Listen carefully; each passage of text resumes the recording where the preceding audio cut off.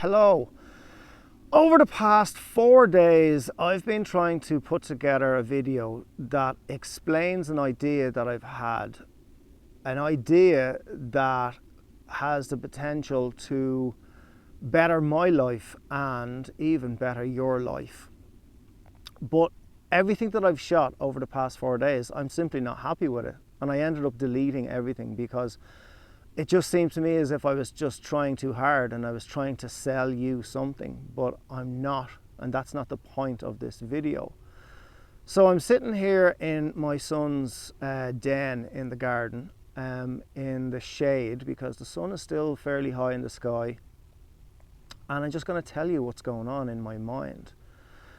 But I'm going to start it off with a little story that I think is relevant to what I'm doing and why I'm doing it. So many years ago, I found myself drinking a lot of alcohol and just escaping whatever it was that was going on in my mind at the time.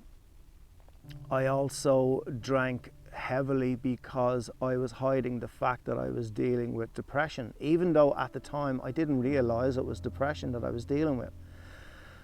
But one night I got home from the pub after drinking a ridiculous amount, and I ended up falling down a flight of stairs, missing every single step along the way. I am amazed to this day that I didn't break my neck because my head was the first thing that hit the ground. I have no memory of this.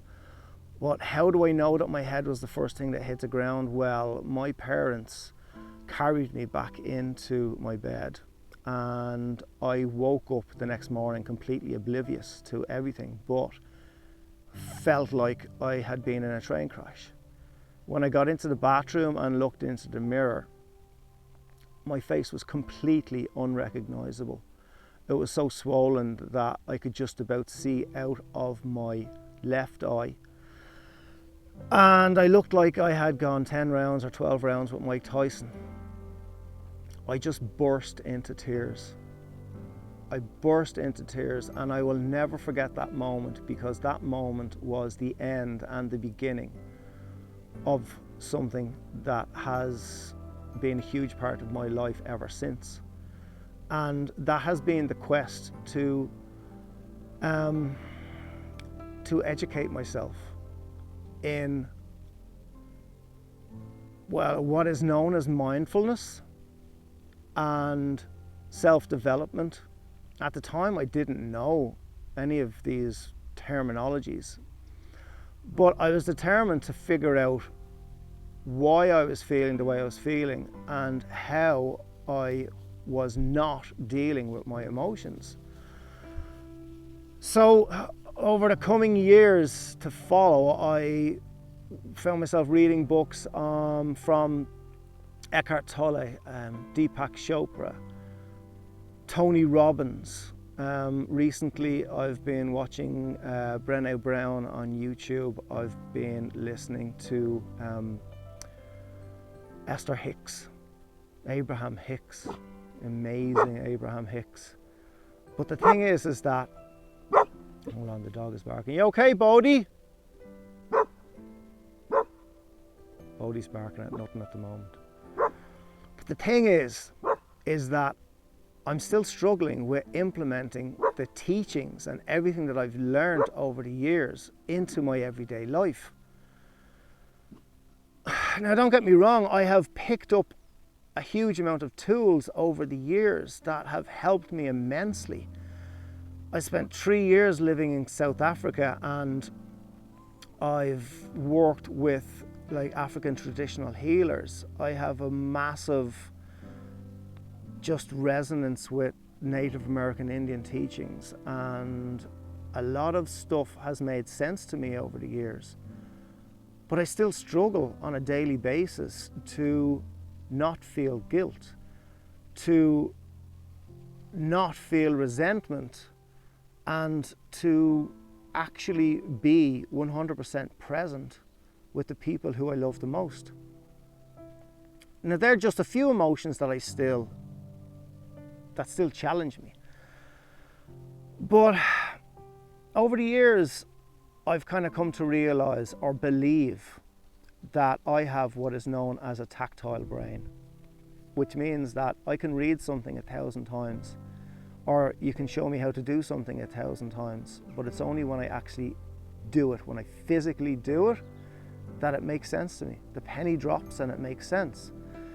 So the idea that I've had is to find practical ways to implement the teachings and the education that I know is in here. Ways that I can just put it to use on a daily basis, and to find a consistency in that, so that mindfulness and self-development or self-awareness becomes the norm for me.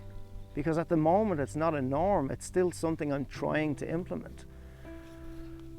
So my idea, as well as that, is to get you involved as well.